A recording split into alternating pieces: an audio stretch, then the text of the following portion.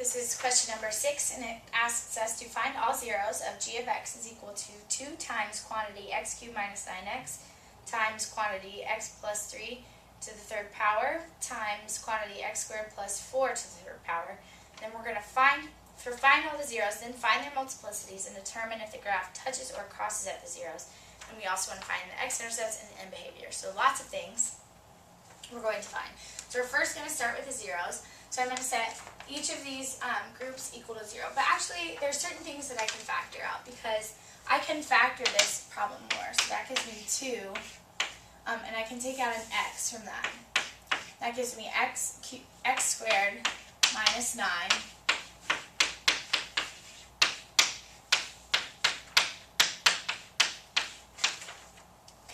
and then I can factor this again. So I now have 2x, x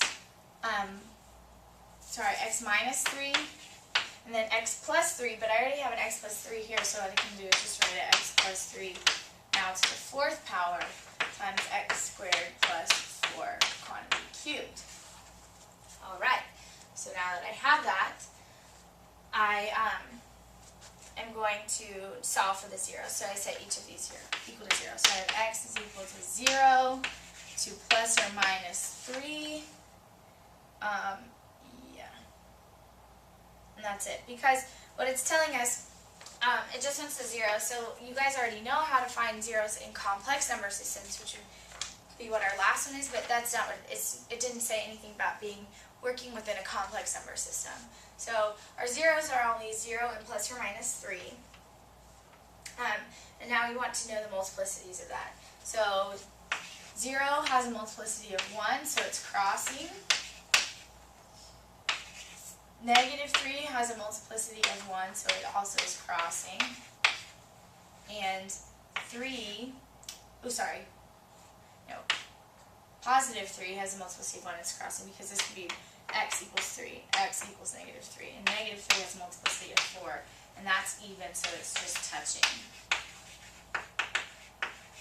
So far we've named the multiplicities, we found the zeros, so now we determined whether it touches or crosses at the zeros. Now we need to find the intercepts and the end behavior. So the end behavior, for this, we need to first know what the whole multiplicity, the highest degree of this is going to be. So we've got a power of 1 here, a power of 1 here, so that's 2. And then this has a power of 4. 2 plus 4 is 6. And then this has a power of, this is squared times a cubed, which gives us 6 here, plus 6 is 12.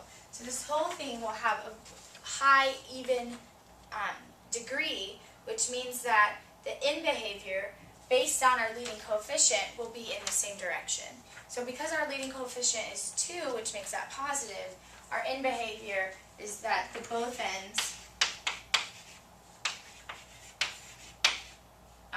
will point up.